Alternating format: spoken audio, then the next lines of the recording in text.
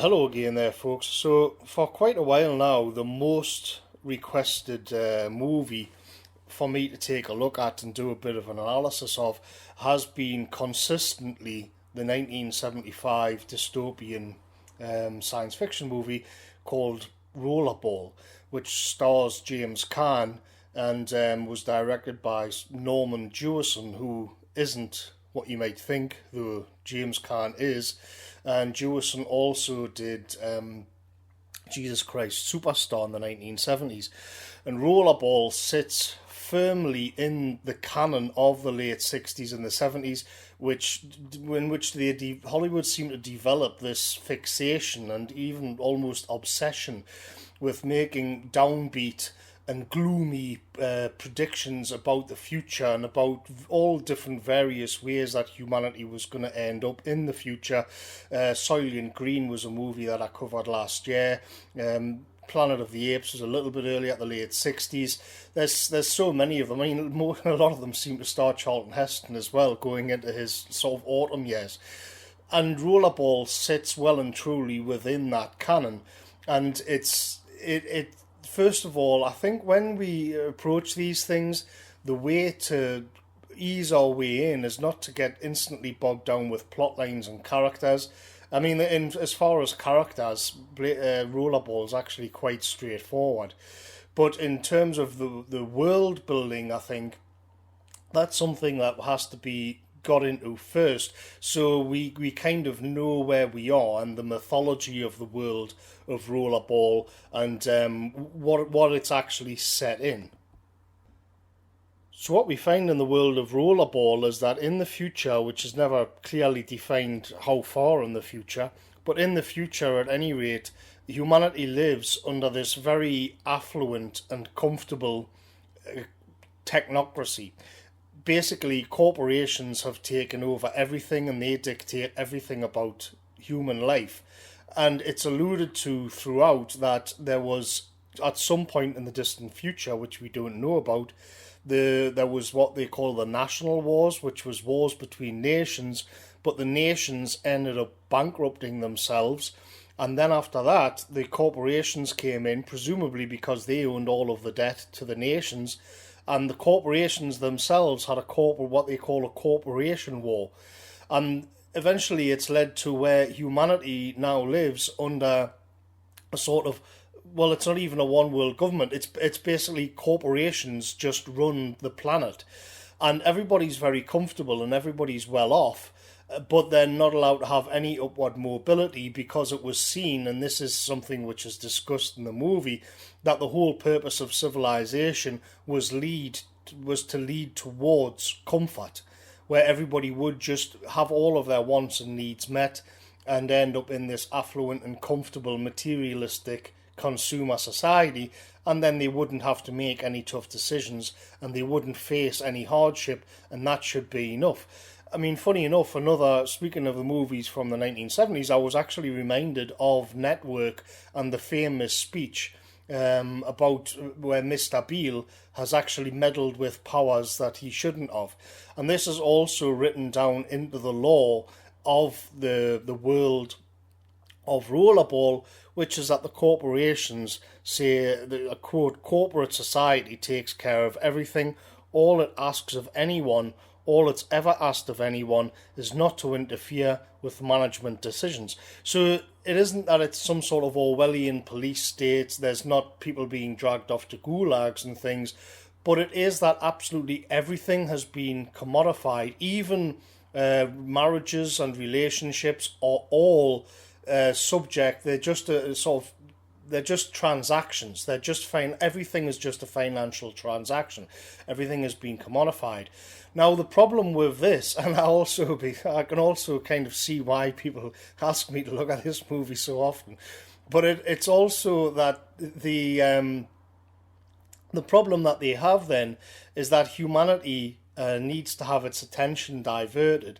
Humanity needs a certain bloodlust to be satiated, and the means by which the corporations, there's about 7 of them, who run the world, have come up with is a blood sport called Rollerball. And Rollerball is kind of a cross between American football and speed skating, but with lots of death and motorbikes. And the ball itself is like a heavy, small, it's like a cannonball, and it gets blasted out and goes around, and they have to score points.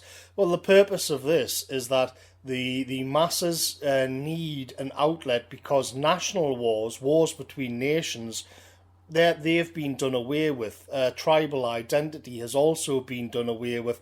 And so instead they can use rollerball as a proxy for older feuds or tribalism, or just to get the bloodlust of the masses will be met in the rink of rollerball, which is an amazingly violent sport. This is where I would say, like, the masculinity involved in rollerball it wouldn't suit, because it's obvious you can think, well, this is like how we're living today, but what they got wrong in the 70s was just how emasculated society would become, how emasculated a society based on those values would become as well, where there is no struggle. And so the rollerball is there to sort of meet that need in this society. So the purpose of rollerball is explicitly bread and circuses. It is explicitly to create the circuses by which the masses can be subdued, just like the gladiators in Rome, or in a recent video I did on Britain's Got Talent today. And the problems begin to arise in the world of in the movie. What the plot centres on is that James Caan's character is the greatest player of rollerball, which is a team sport, which is important. He's the greatest player in the history of rollerball, and he's managed to survive 10 years, whereas normally a man would be dead within just a few years. And so he's celebrating a victory, and then the corporate elite, if you like, come to meet him in the guise of Bartholomew, and Bartholomew has a meeting with him and says that he has to retire. It's time for him to retire from the sport, but it's never explained to Jonathan E, why he has to retire. And so this is where the normal analysis of rollerball will be that it's a struggle of the individual will over the system.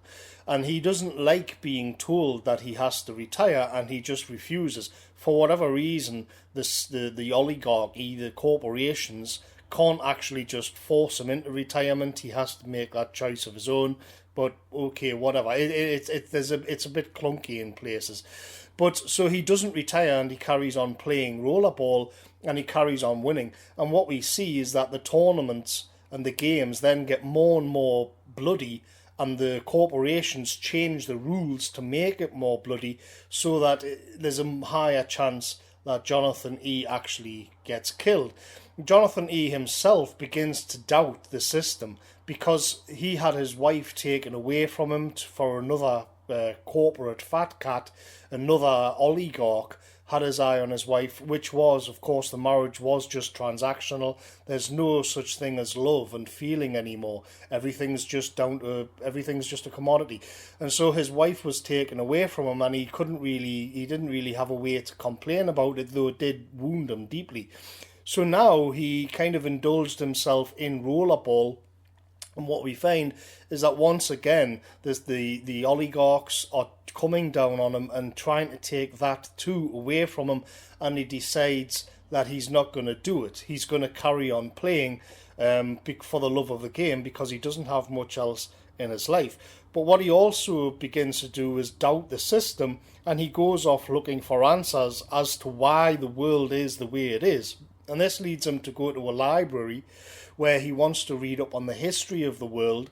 And then he's told, again, it's very strange, the similarities, but he's then told that all of the books that no longer exist in physical form, and that they've all been digitized into a supercomputer, which is owned by the corporations. So then he goes and finds the computer itself, and he discovers that the history of the corporation wars has been deleted. And there's also a joke thrown in there. Ralph Richardson is like the safeguard, the guardian of the supercomputer, and he makes the quip that he's by accident, he's just deleted the entire history of the 13th century. And so this is obviously like what we are today with something like Google, where the entire history of a century of a form of art could just be deleted with a mouse click, or a change of the algorithm may well see the disappearance of, say, the Punic Wars or something. This is all like exactly how we're living now, and it's astonishing. Just, sometimes the thing about these movies is that, and Rollerball is one of them, where the messaging is just so on the nose that people will say, is it that the elites, the people in Hollywood, are they actually laughing at us? Or are they giving the game away in the media, in their films, and have they been doing it for decades? So this is up for grabs. But where I disagree with most of the analysis of Rollerball, which I'll come to later, is in that it is just all about individuality. I think there's a twist in the tail to this. I think essentially the joke is on us.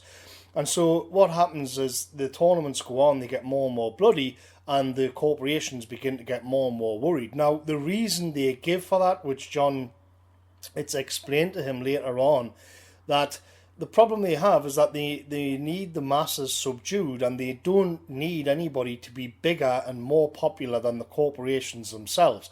So while out on the rink in Rollerball, Jonathan E. is supposed to be just part of the team which represents Houston, which is sponsored by one of the corporations. But the problem is he's becoming such a superstar that the system begins to fear what in essence would be a populist backlash, that eventually he could lead some sort of populist rebellion against the oligarchs themselves, and so they just want him to retire and get lost. Even though they do say we'll give you everything you want, he doesn't. And there's a questions raised over the nature of free will when you are very comfortable, when you are living in this very affluent and soft society. Is that enough? What happens when you decide that isn't enough?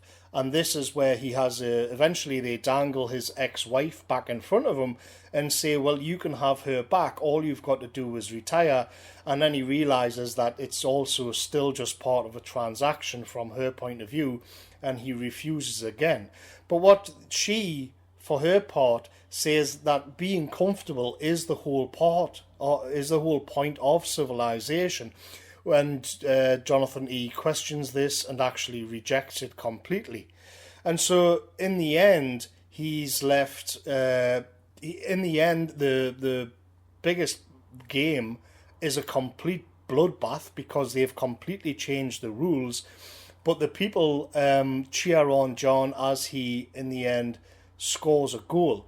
Now, like so many of these movies, the ending is left kind of ambiguous. And you're left thinking, what actually happened there? What was it that they were trying to say? And I think there's actually three different layers, three different readings of Rollerball. So the most basic reading of Rollerball is that it is just what it says on the tin.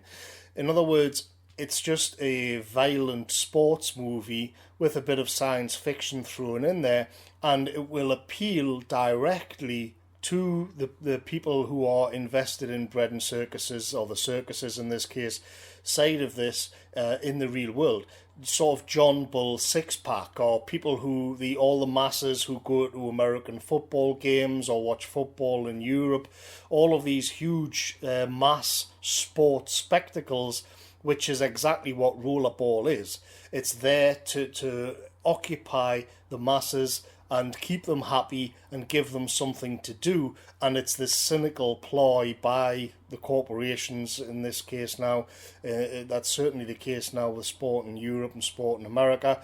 It's there to pacify the masses. So this acts as the circuses.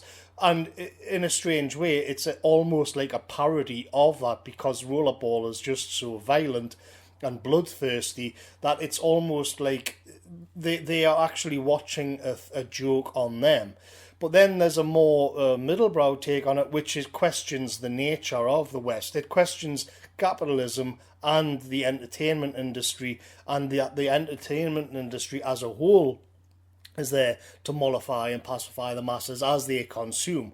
It's all part of the same process. This I think is a more middlebrow viewing of it, where they would pick up all of these cues and all of these interesting back and forths about, well, is the purpose of society and is the purpose of life just to be comfortable?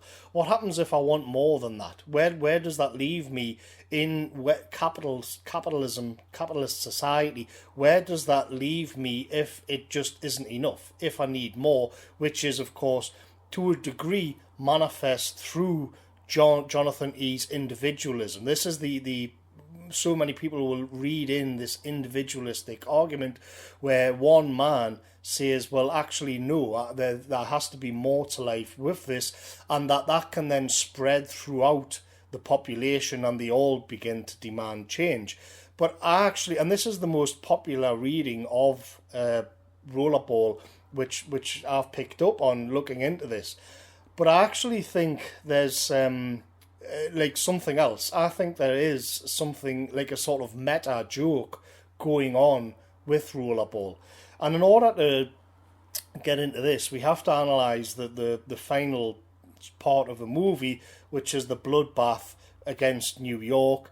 And in that case, Jonathan E is the only man left in the rink. And the choice is there. He's standing with the ball, this heavy steel ball, and Bartholomew, the oligarch who brought about this whole situation, he's sitting in the audience. Jonathan E can actually just plant the ball straight into his face and kill him, and then make this really powerful statement. And that would be an individualistic act, but it would be an individualistic act for a higher purpose.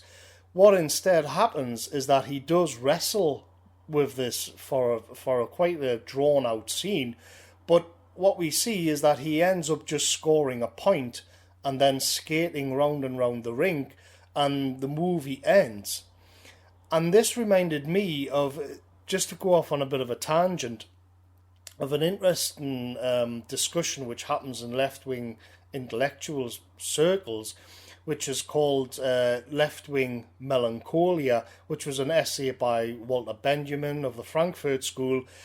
And it's in some ways a critique or an observation on older Marxists and socialists on the left, where when we look in the world today, it's as if the left is just completely hegemonic. It's as if they have won everything. They're everywhere. Their ideas are dominant. You get deplatformed if you disagree with them. It seems they just win victory after victory.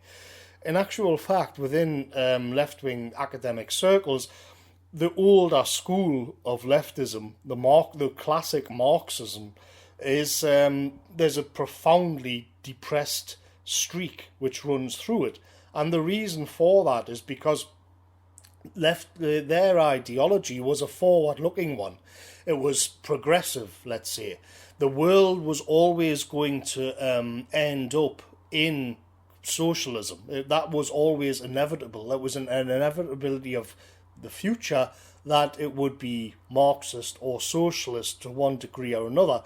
And what you actually see is that from their point of view, not only did that never happen, but it's further away from ever happening ever. I mean, at the start of this video, you got the sense that, yeah, we are living in this kind of corporate, global oligarchy of international finance and these giant corporations. Like, that rings true to us today. So from the point of view of an old school leftist, it can be seen that their future has been erased completely. It just didn't happen. And so this has left this, which I'll get into in more depth in some other point, this deep kind of left-wing melancholia, as if the future was taken away from them.